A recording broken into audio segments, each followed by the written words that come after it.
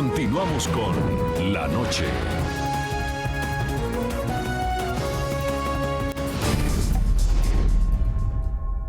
El brigadier general Luis Eduardo Martínez tiene más de 30 años de carrera en la Policía Nacional. Con más de 246 condecoraciones, dio sus primeros pasos dentro de la institución, cumpliendo labores de inteligencia en el Huila y Magdalena. Su verdadero ascenso comenzó cuando era secretario privado de la institución. De ahí pasó a ser comandante del departamento de Antioquia y Valle de Aburrá, en donde dio fuertes golpes contra el crimen organizado. Comandó importantes operaciones, sobre todo contra las FARC, una de ellas la Operación Canciller, la cual permitió la captura de alias Rodrigo Granda Escobar. También fue parte de las pesquisas que permitieron la ubicación del campamento de alias Raúl Reyes y posterior baja del entonces cabecilla de las FARC. En el año 2011 comandó la policía de Bogotá y luego lideró la operación Agamenón contra el clan Úsuga, en la que se han capturado cerca de 500 miembros de esa organización criminal y se han incautado más de 20 toneladas de cocaína. Finalizando el año 2015 y en uno de los momentos más importantes de su carrera, su larga trayectoria se vio truncada. La razón, varios congresistas recibieron una serie de anónimos que señalaban al alto oficial de supuestos vínculos con delincuentes y narcotraficantes, algunos a los que él mismo combatió. En diciembre del mismo año, cuando esperaba recibir su ascenso a mayor general, en una lista de 39 oficiales que buscaban subir de rango, en un hecho sin precedentes, el de Martínez quedó suspendido. La polémica decisión fue adoptada luego de que el ministro de Defensa Luis Carlos Villegas enviara una carta al Senado en la que pidió retirar el nombre de Martínez de la lista de oficiales que ascenderían dentro de las Fuerzas Armadas. Fue una decisión sorpresiva, pues 18 horas antes el mismo ministro Villegas había remitido otra comunicación en la que solicitaba su promoción. Antes de recibir la segunda carta del ministro de Defensa, los senadores ya habían acordado la aprobación de los ascensos, tal como lo había pedido Villegas. La constancia fue firmada entre otros por el senador Jimmy Chamorro, Paola Holguín y Tania Vega. Sin embargo, Carlos Galán, Luis Fernando Velasco y Mauricio Liscano se abstuvieron de hacerlo. Pero qué vergüenza un gobierno que no es capaz de respaldar a los propios hombres de su fuerza pública. Qué vergüenza que en Colombia el ministro de Defensa, comandante en jefe de las fuerzas militares y de policía, haya estado en este recinto, en una audiencia, defendiendo la hoja de vida de mi general Martínez.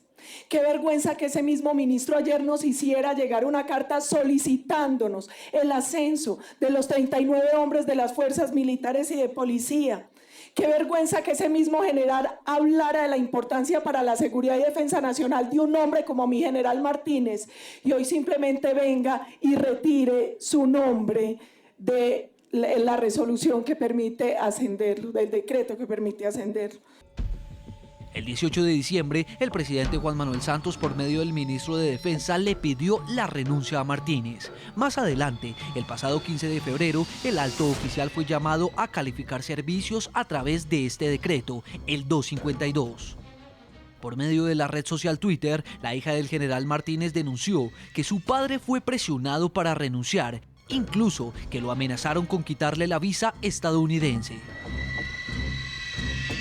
General Palomino y Ministerio de Defensa cumplieron con la primera parte de la amenaza a Brigadier General Luis Martínez.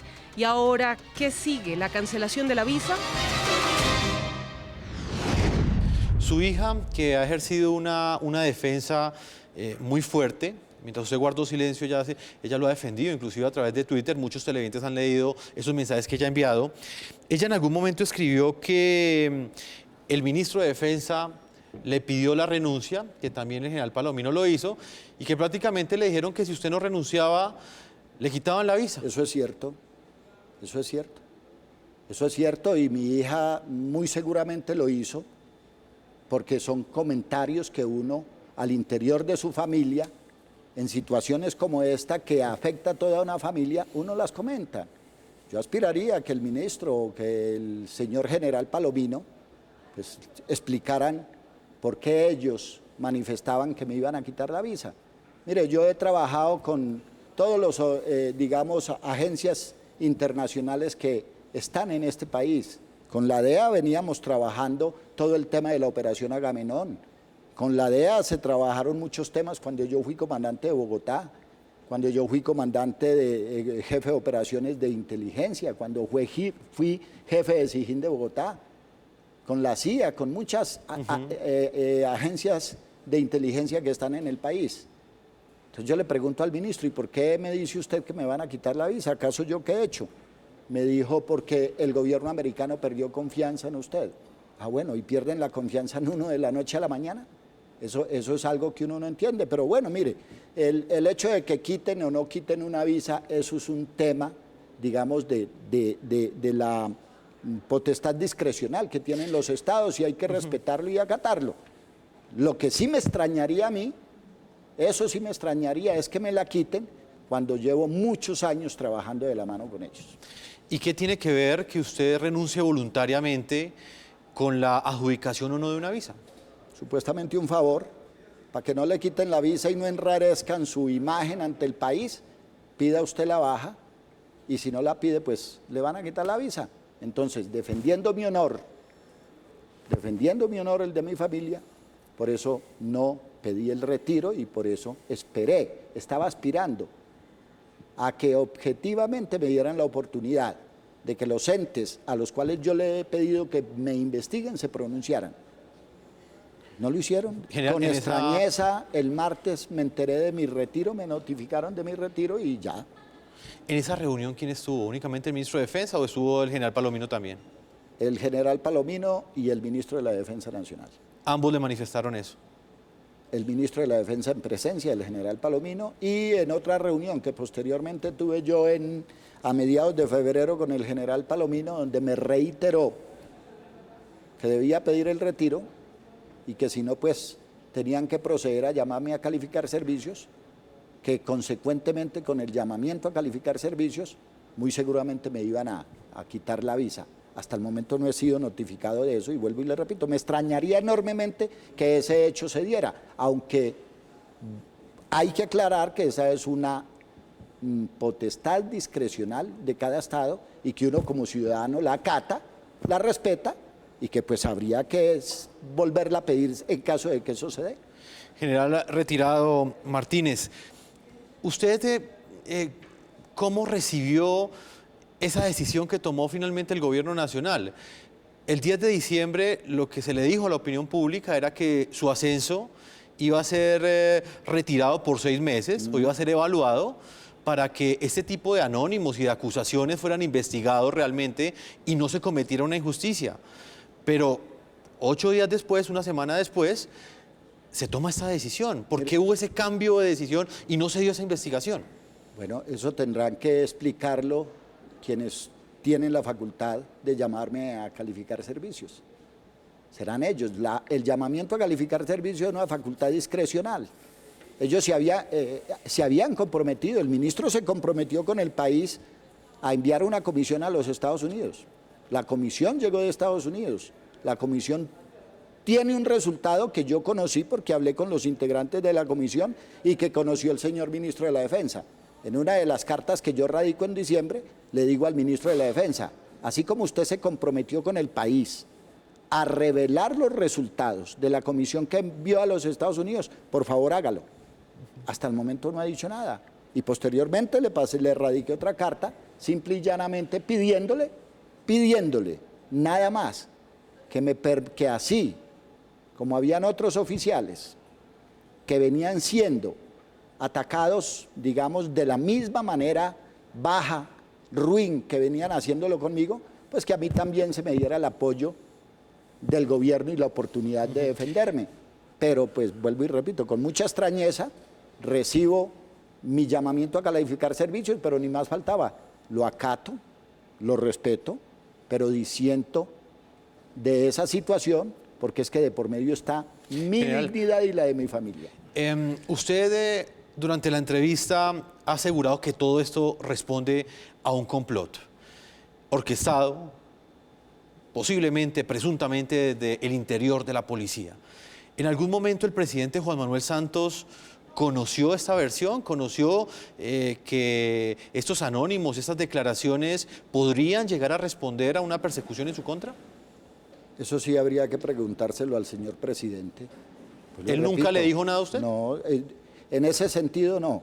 Digamos que en el tema de los anónimos, de lo que se venía manejando desde el 2012, que se convierte o que aparecen en documentos legales, que hay que entender ese juego que hay ahí, anónimos desde el 2012 hasta el 1 de diciembre del 2015 en la tarde, cuando esos anónimos se convierten en unos documentos legales, en unos memorandos, como los llaman los funcionarios de la DEA, que su contenido es falaz.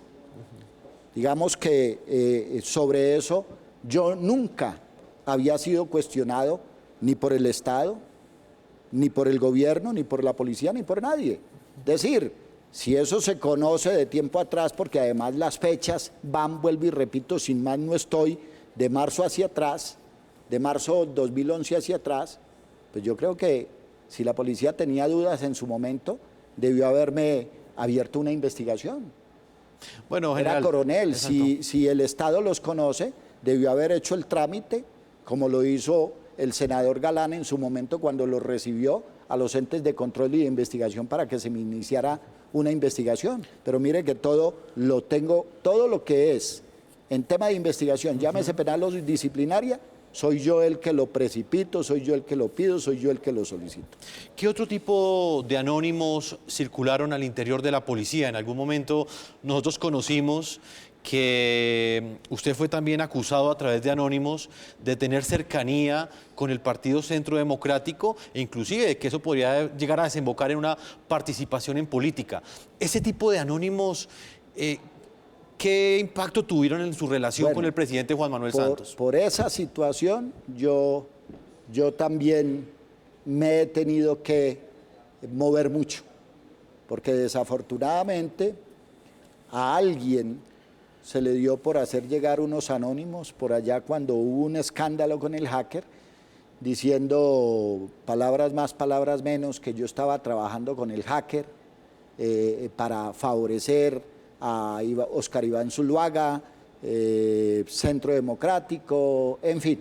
Estábamos en época de elecciones presidenciales. Estábamos en época de elecciones y yo acababa de llegar de una comisión que me tocó hacer al Huila precisamente para destaponar la vía al Caquetá y la vía al Putumayo, porque estábamos además en el marco de un paro armado. En su momento, cuando yo tengo conocimiento de eso, yo me entero que me van a llamar a calificar servicios por esa situación. Hablo con el señor ministro de la Defensa del momento, el doctor Pinzón. Hablo con el señor general Palomino, el señor general Palomino habla con el señor presidente de la República y el señor presidente de la República manifiesta que quiere hablar conmigo. Claro, es el jefe supremo de la fuerza pública. Yo hablo con él, se da la oportunidad de hablar con él. Me pregunta que qué es lo que está pasando, que a él le han dicho que yo he filtrado información para hacerle daño a su gobierno. Y que esa información yo se la estoy dando al Centro Democrático, en cabeza de Diana Mercedes Gómez Martínez y en cabeza de Alejandro Arbeláez, que fue su viceministro de Defensa cuando él era ministro. Pues lógicamente yo le digo que él tiene como corroborar o desvirtuar precisamente lo que alguien le está diciendo, que yo hace mucho tiempo no tengo acceso a documentos que puedan hacerle daño al gobierno, porque en ese momento en que se da el tema que quieren relacionarme con el hacker y que yo hablo con el señor presidente, yo soy el director administrativo de la Policía Nacional. ¿Exactamente el presidente qué le dijo? ¿Lo acusó? No me acusó, simplemente me preguntó que qué de cierto era eso.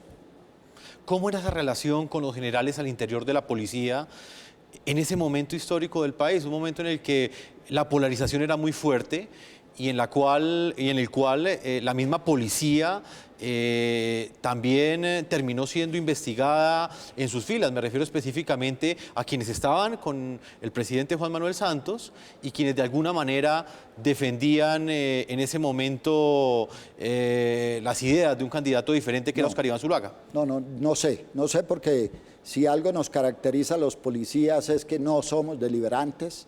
Nosotros nos dedicamos única y exclusivamente a trabajar por la seguridad y la tranquilidad del pueblo colombiano. Digamos que yo en un momento histórico de mi vida institucional me veo inmerso en algo así que fue muy pasajero. A mí me dijeron que usted estaba haciendo esto, yo doy mis explicaciones de que no es así y paré de contar. Sigo trabajando. ¿Eso lo distanció del presidente Juan Manuel Santos? No, es que yo como subalterno, como policía, no tengo ni una aproximación ni un distanciamiento con el presidente de la República.